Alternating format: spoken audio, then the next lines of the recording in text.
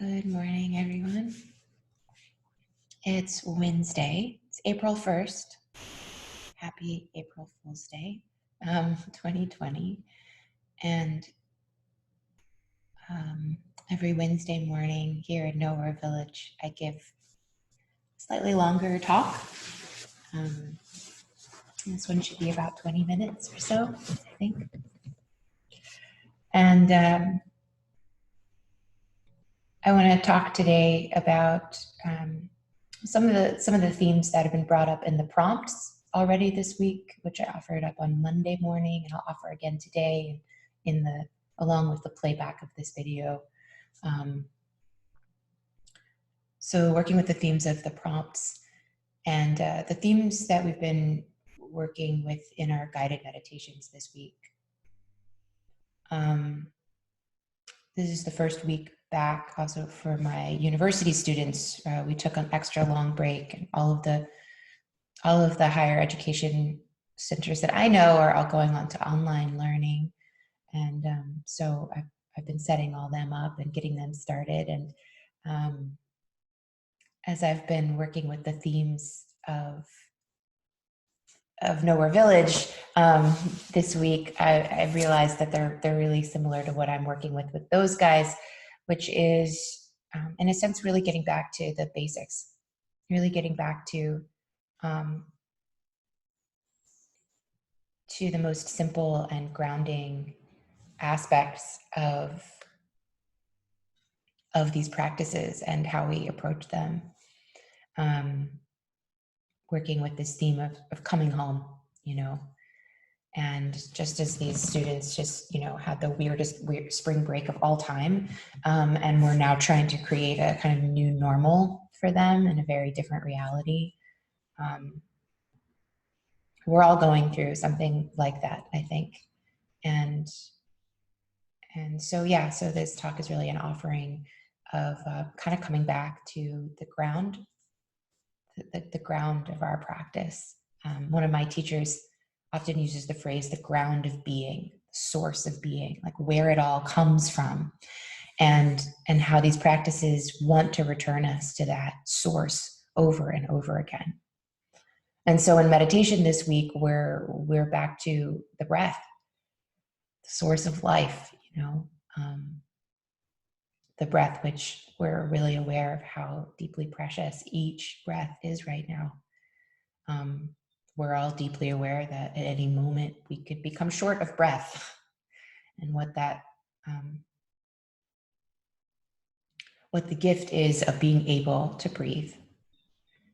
And as much as we never wish for really challenging circumstances like this, the challenging circumstances like this tend to really put into relief what's a gift, what's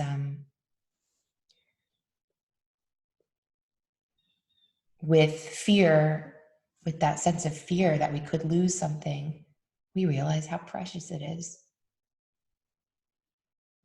And so a big theme for us right now also is, the source, the ground of fear is actually love. And so when we're in a state that feels really afraid, that feels confused, discombobulated, chaotic, if you could get back to some kind of ground, that's going to start to bring relief from that immediate suffering, and is going to start to allow you to work with tools that are going to prevent sort of compound future suffering.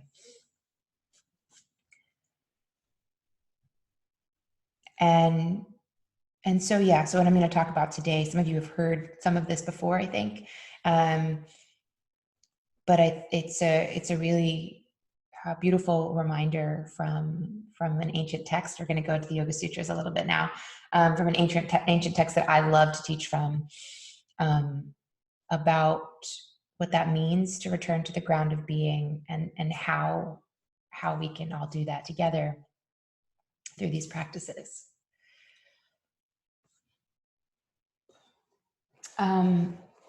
So the main prompts for this week are were inspired by this kind of almost an image that I had, that going into my quarantine time, and I'm here by myself in this big house, hanging out with you guys every day, and I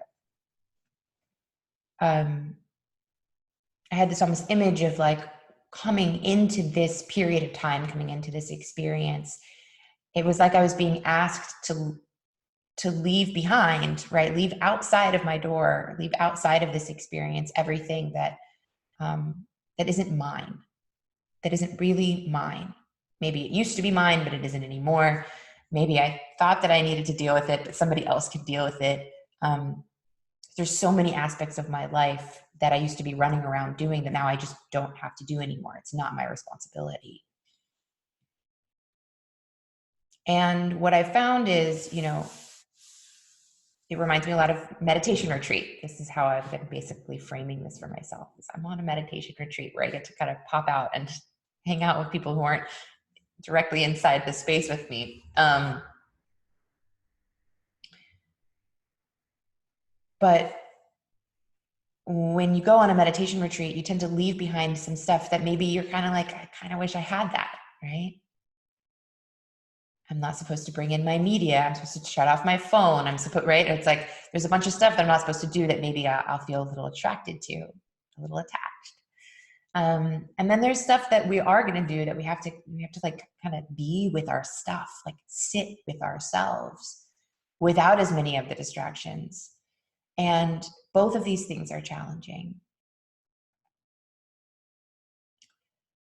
But it's also the space where I've met myself most truly and deeply, and found actually the most self-love and the most sense of sort of freedom of being, is on meditation retreat. And so I am discovering a lot of that feeling here, a lot of that feeling of like relief that what's not mine, I don't have to deal with. And there's a lot that I thought was mine that isn't.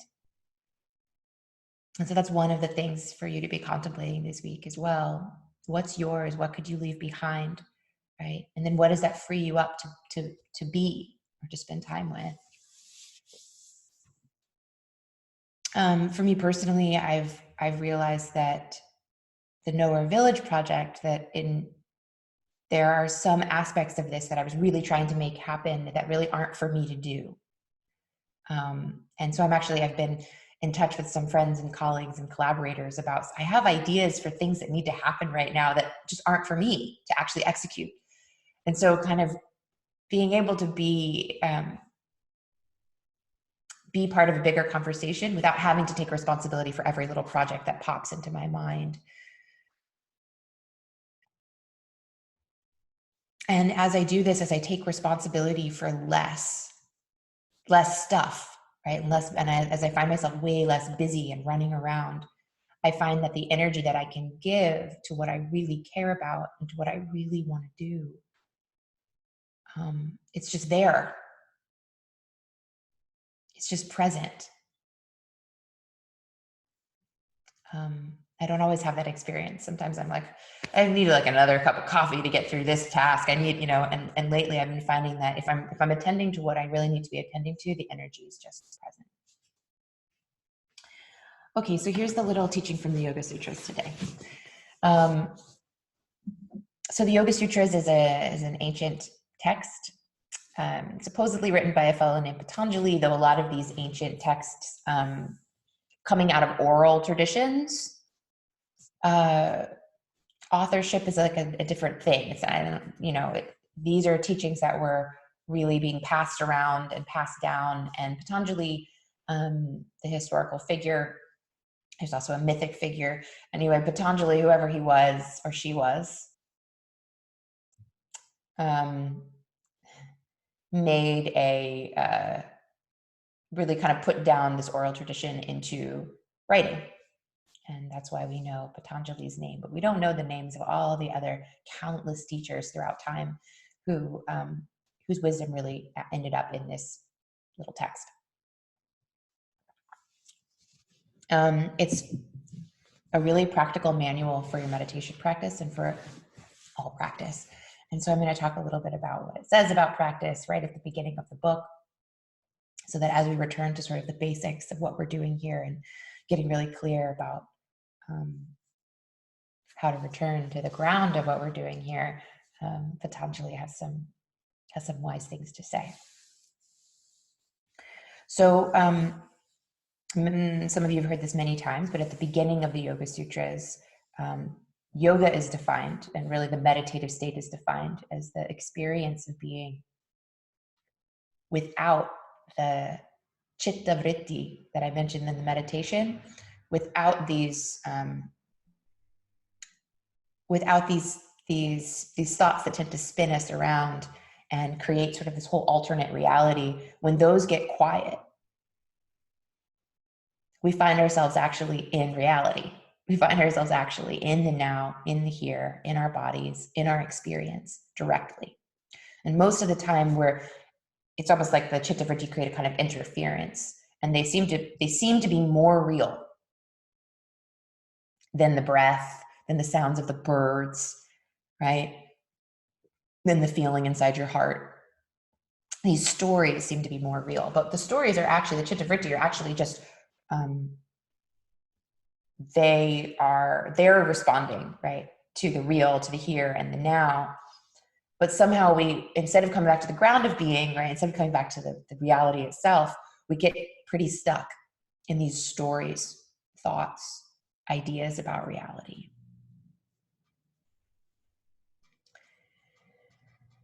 And then he goes through a little section of the text where he just talks about what the chitta vritti are, that there's like different types of chitta vritti.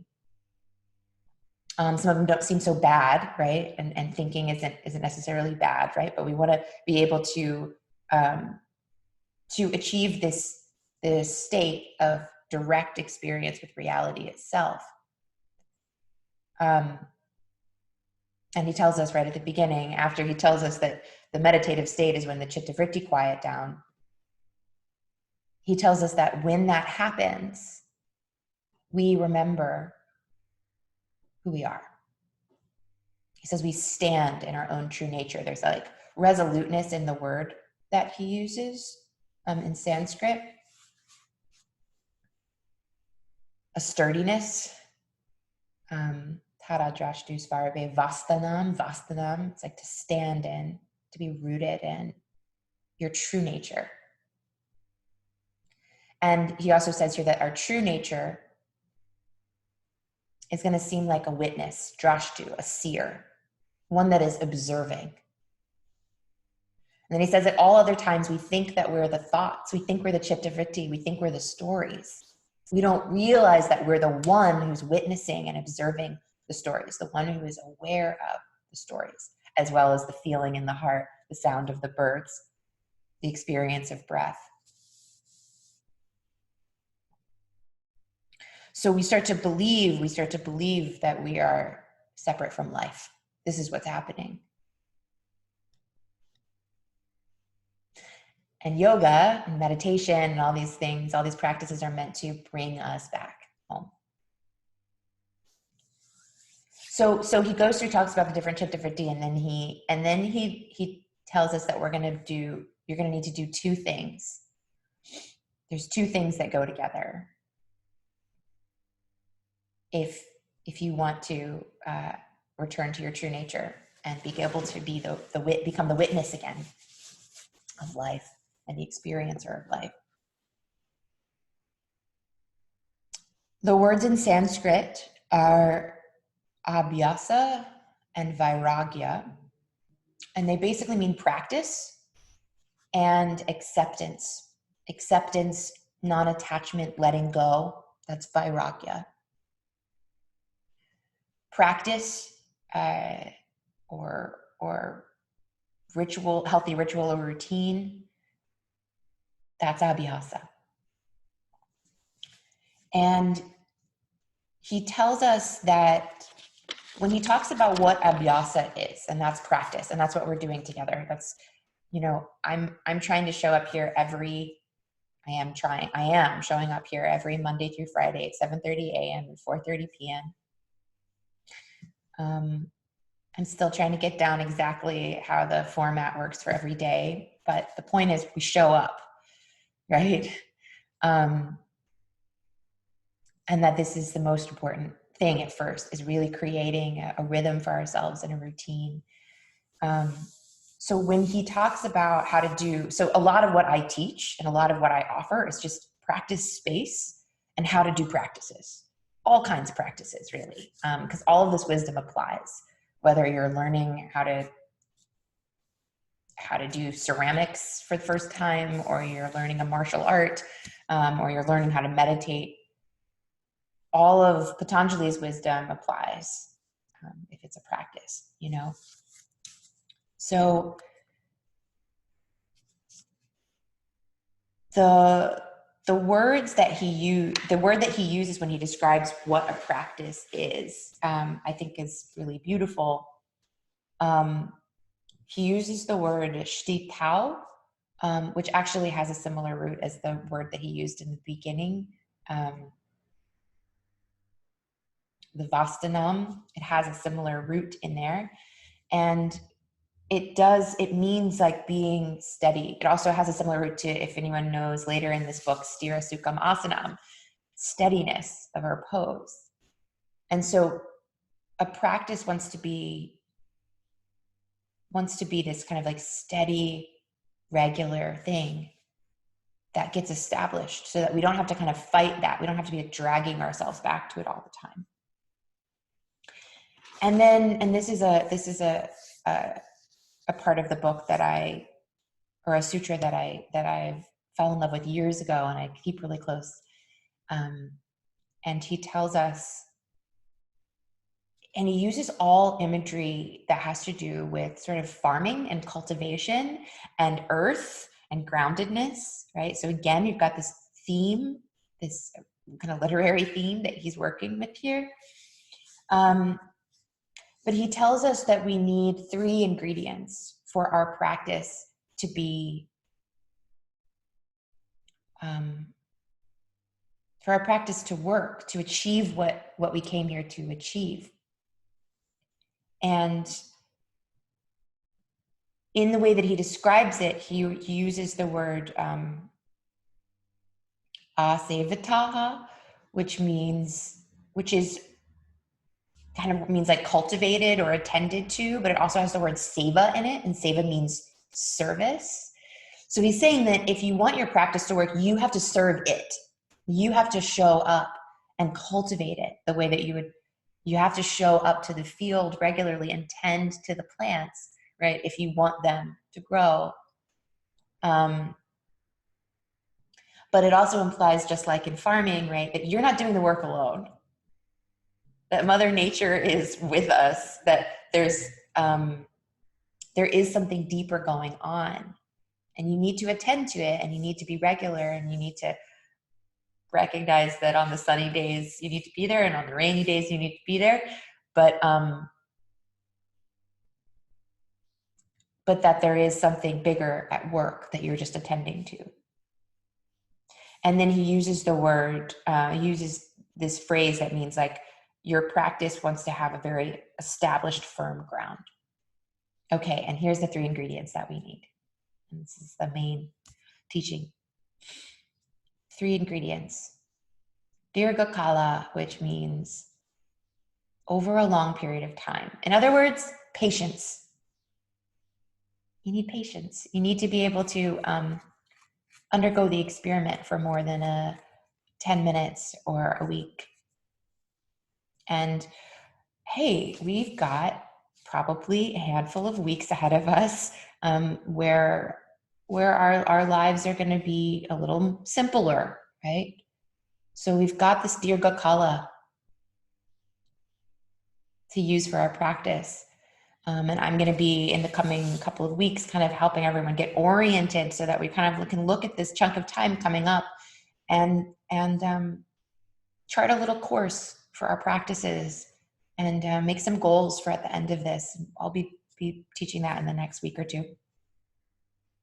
But we've got this period of time. This is exactly what we need to really get somewhere with our practice. Number 2, Nairantarya, which means without interruption. And so this also, for going back to our sort of farmer metaphor that he evokes in other places in the book as well, you can't start going on your arbitrary clock, the chitta vritti. The chitta vritti will have all sorts of ideas about timing and, oh, we'll just do that next week, or but the wisdom of the practice is the wisdom of nature. And so the same way that you can't say, okay, I'd rather the sun rise tomorrow, I'm just going to go ahead and have it be all night, right? Just as we can't do that, we can't sort of like just come up with an arbitrary schedule for our practices. We need to be able to do them regularly. So we've got patience, over a long period of time, consistency and regularity, getting a rhythm and really sticking to that. And then the third one, my favorite one, they're all important, is called satkara. And satkara means devotion. And particularly the word sat means reality, truth. And so it's a devotion to truth. It's a connection to your authentic intention and goal. And so, like I said, that's actually something that I'm going to be helping you guys with in the coming week or two, getting really clear about what this is about for you, about where you'd like to be physically, emotionally, intellectually, at the end of this chunk of time that we're facing. Getting really clear about what all this is about for you. And as we do that, as for many of us, including myself, I've done this many, many times, right? Getting clear about why I'm doing this and then really refining it and then standing in it, right? Standing in that truth and standing in that intention in such a way that it energizes me and heals me.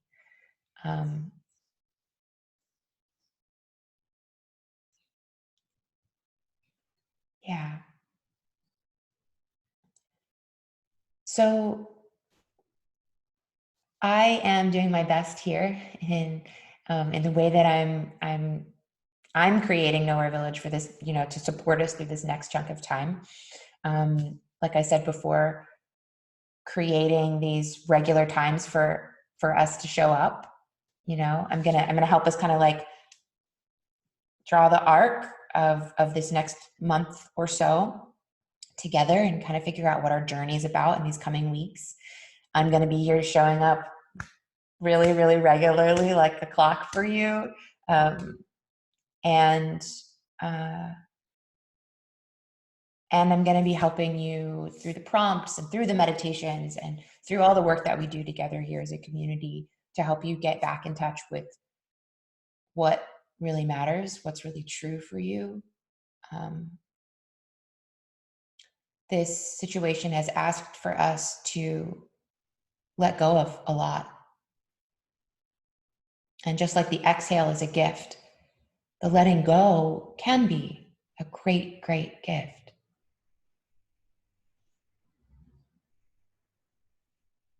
But we need to be able to feel like we're a part of life and not like life is stealing from us. And then we'll find that there are all these gifts, all these offerings being made to us, all of this beauty and truth that can be filling up the space that has been left from so much of life, so much of our life being left outside of quarantine, outside of retreat, outside of this experience.